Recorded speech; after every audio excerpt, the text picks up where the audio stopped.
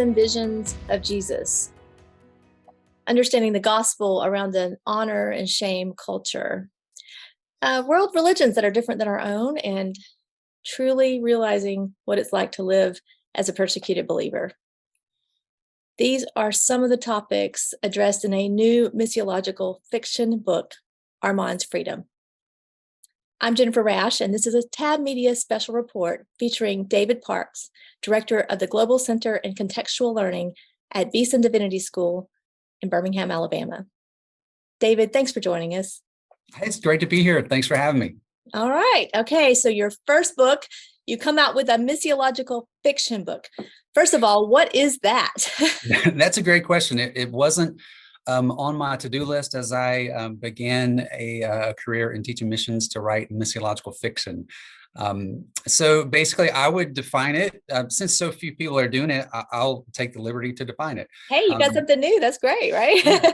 So I see it as the creation of a story that illustrates how the gospel translates into other cultures around the world.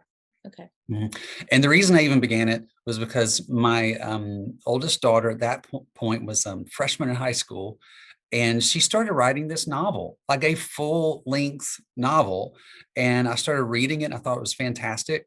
And yeah, I was giving her feedback, but the main thing I wanted to do was just encourage her to keep going. And I thought, well, I wonder if she got this storytelling thing from me, and what would I write about? And so I came up with the basic idea of a young Iranian who came to Southeast Asia, and I had experienced this, and had a dream that convicted him of his sin. It included Jesus in the dream.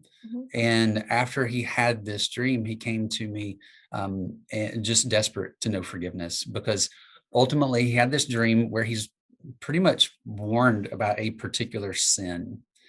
And the next day in real life, he was in that exact same tempting situation, and he committed the sin. Wow. And so in Islam, they believe in heaven, hell, the need for forgiveness, but there's no way to know you have forgiveness. And so he could no longer pretend he was earning it. And he had heard enough of the gospel where he at that point was ready to hear it again, and was very much ready to accept Christ. And I'm happy to say that he today is walking with Christ. He and his wife, and we actually support them financially in their ministry. And before I forget, the first 3 months of royalties on this book, half it will be going to them. And so it's a strong connection. Although the book is complete fiction, there's a strong connection to reality. I love how you took something that you experienced and that you were part of, and then was able to take this and make it this fictional account. Yeah, it was great. I've used these illustrations in class for a while because it wasn't just him. There were other Iranians who came to Christ. They're open for so many reasons that I kind of illustrate throughout the book, because there's some historical fiction, the backstory that happens in Iran. So there's the main story that happens in Malaysia. I'll get back to that in a minute. But I had had multiple conversations where behind closed doors, they would start voicing their frustrations with their government, the lack of freedom to choose. One guy who was my age, married, he came, even though it was a student ministry, he showed up, he wanted to know more about this Jesus, because in, he said, where I'm from in Islam, you have to do this, you can't do that, you have to do this, you can't do that. And then he said, but with Jesus, it seems like he likes you. And so then he started talking about freedom. They just wanted to get to the West. And I said, well, I like my government better than yours. I'm not going to lie. But you can be in the West and free to choose, and choose things that make you a slave to sin. So what is freedom? And so we had this gospel conversation, and I have multiple conversations like this, starting with that question, what is freedom? And so, sort of this cloth a minute ago, he and his wife gave me this 100-year-old decorative cloth, just because of appreciation of friendship. And I had the privilege of baptizing them when we were overseas. How long did you serve there? We were in Southeast Asia about 6 years. Mm-hmm. Okay. Did you find that was a topic that would be intriguing to get to the gospel, just the concept of freedom? Primarily with Iranians. Yeah. They're not like the rest of Muslims. They have this strong connection with a pre-Islamic past, like an identity. They can imagine being Iranian, Persian before Islam. And so, they love King Cyrus. And so because of the way the Iranian Revolution all shook out, I mean, it was sold as, this is not just going to be a republic. It's not just going to be a democracy. This is going to be an Islamic republic. This is going to be a perfect democracy. And so they sold it as the government of God. And so it follows that since so much oppression and so much failure economically has happened, and there's so much corruption that people have basically said, okay, I'm ready for anything different. So they're not just open to Christianity, they're open to Zoroastrianism, some atheism, general postmodernism. Okay. And so my character in the book, Arman, he enters Malaysia, and he basically just wants to get to the West. Okay.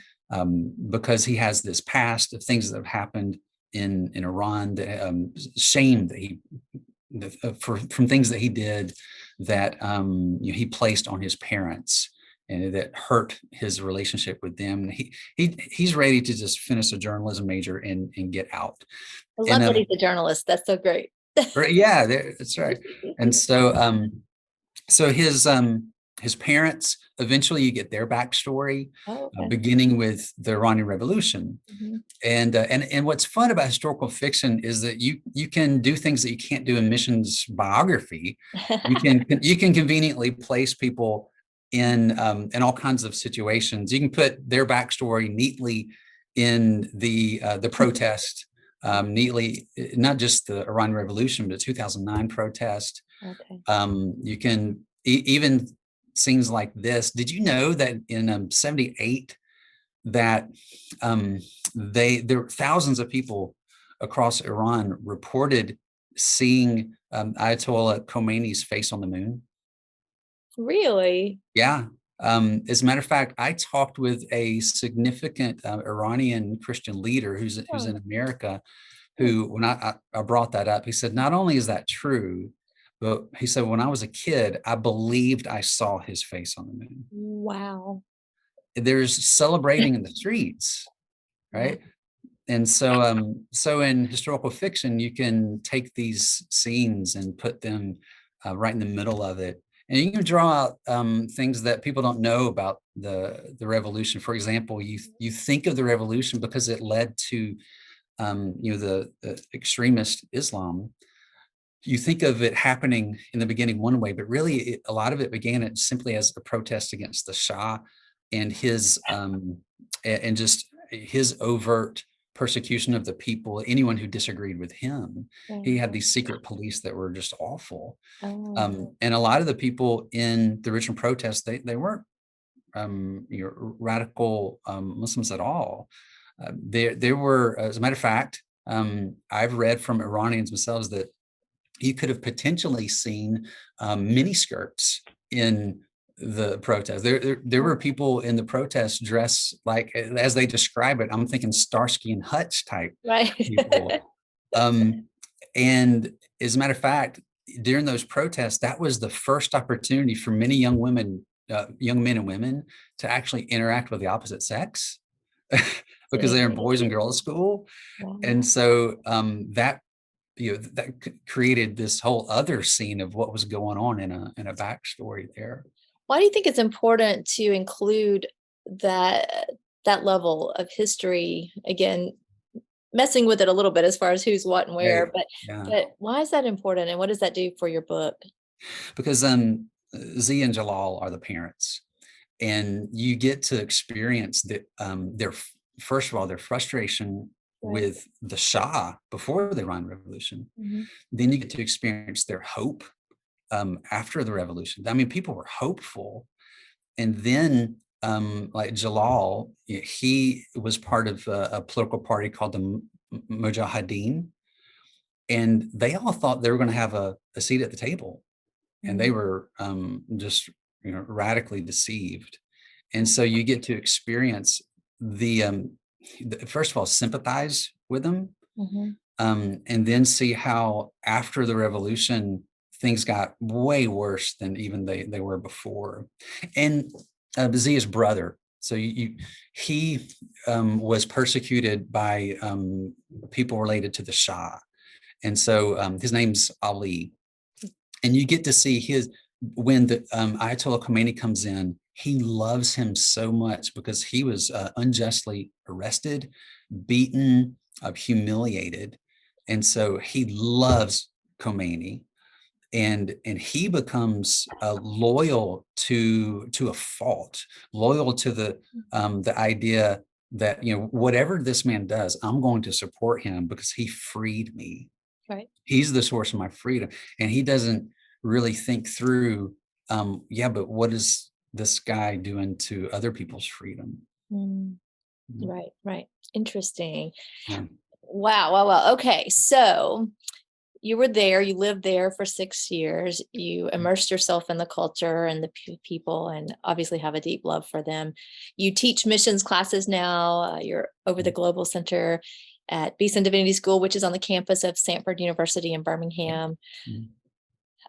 How much research did you have to do, or did you just know all of this because you're already in it all the time? Did you have to dig in and do some deep research? Because I spent a lot of time in Malaysia, I didn't have to do any research there. And that was fun to bring out the sights, sounds, smells. I did some research on there's a Hindu festival called Thaipusam that's really I mean, you can sometimes get close to 1 million people for that festival. But I didn't have to do too much with Malaysia. With Iran, I had to do a lot of backstory. So I found some, but most of the books were by Iranians, of course. There was one written by a British guy whose pseudonym is Mark Bradley, and it's called Too Many to Jail. And it not only gives you background of modern Iran, that he does a great job explaining why they're so open to other things now. But he also gives you snapshots into the house churches and the persecuted church inside Iran. That I found that was really helpful. And so there's a book called Tehran Blues I thought was really helpful. Drew out some aspects of youth culture that I was able to draw on. Yeah, I had to do a lot. As a matter of fact, one thing I should note, one of the things you can do with fiction and dreams and visions you can't, come across in biography is you can add a dragon. And absolutely true. Yeah, I want my kids to read it, so there had to be a dragon. Okay. And so Arman he's kind of haunted in his dreams by his sin, his shame. Right. And so basically in the dream there's a dragon. And so I had to do some research. Is there any Zoroastrian dragon or Islamic myth connect? And I found both. And so there's in Zoroastrianism there's a three-headed dragon named Dahag.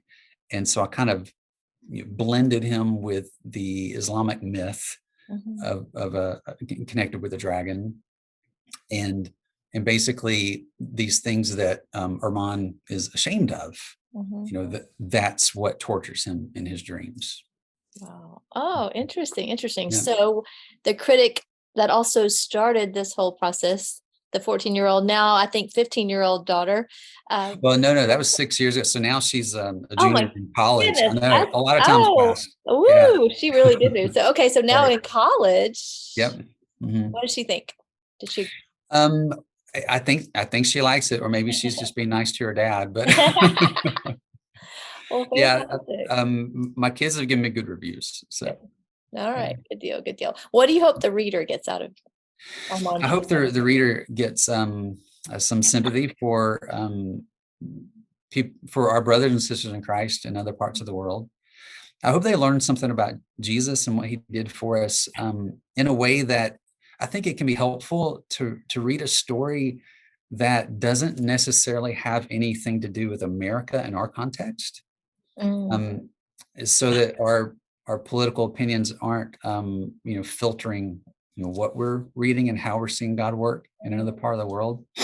I hope they get a picture for not only how we are saved from judgment, mm, but we're saved from shame as well as guilt. We do a good job in the West explaining how we're saved from our guilt and judgment, but we are a little fuzzy on what it means to be saved from our shame and how our sin has placed mm, shame on the Father and what mm, that means and how Jesus has flipped all that and given us a place of honor in the kingdom of God.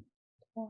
And that's covered through the way you put that story together in the book. Yeah, Oh, there's fantastic. yeah, at the end of it, the reader should get a good visual for the gospel, really. Mhm. Fantastic. Mhm. Okay, so I know not many people have gotten to read it yet, but what kind of feedback are you getting outside of the family? Well, I've had good feedback from the few people that I've gotten to read. It's Right, hard to get people to read things, especially on digital form. right. The best feedback I got was because I was nervous about the the Iranian history, Mhm, that part of the historical fiction. mhm, And so I was getting feedback from my friend who it's very, very loosely based on. We'll call him Arman. mhm, mhm. And he started telling me that, yeah, at first he was, reading it to because he's trying to be nice to me. And then and then he said, then I realized that I was just, I kept going and going because I was enjoying it. But then he asked this, he said, who helped you? And I said, well, I mean, I had, a researcher or two, but no, I mean, who helped you write it? And then I realized that what he meant is that he was having a hard time believing that I got the history right like that. Oh, okay. And so that's when I knew, okay, good. I've hit the mark. I haven't been too biased as an American in these things. Good. Excellent, excellent. Well, that's fun. So, okay, so it comes out in October, October 5th. October 5th, Mhm. and it's published by Soncoast Publishing. Suncoast Publishing. All Grateful right. for them Yeah. for Our sure. friend Martine Fairbanks. Yeah, she's Yeah. been great to work with. She's really helped it. She the beginning of it had all kinds of information that I felt like needed to be in there, and she used the phrase walk. It was like walking through water. Like, oh man, I needed to hear that. And so I did a I did a good bit of editing and cutting, and I think she made it a better book. Good, good. What are some other tips that you will use going forward with your, I'm assuming, second novel that will come in the next Oh, 6 years, I right? have no idea. I'm probably going to be working on something academic realm after this. Right. Right. Understand, Right. understand. Well, what was the process of writing a book? Uh, I guess what was it like? I was gonna say, was it Yeah. fun? But let me just ask, what was Well, it like? oddly enough, I mean, for me, it really was fun. Good. I had no idea that I would one day enjoy um, just sitting down in a coffee shop and indulging my creative side so much that I would willingly take off vacation days to do it. Wow. That was a surprise to me that I did that. That's fantastic. Yeah. Mhm. Fantastic. Well, good. Well, congrats on your first book, and I'm excited. And I love the fact that you said the first 3 months of proceeds will go to help Yeah. uh, Mhm. your friend that in which Armand's loosely placed on. That's fantastic. Mhm. All right, tell us how we can get the book. Go to davidparks.net Okay. and you'll see the button for Armand's Freedom. And it also will be on Amazon. There'll be a link to Amazon on my website as well. Okay, fantastic. Well, David, thank you, and congratulations again on the new book. Thank you. I appreciate it. Thanks for having me.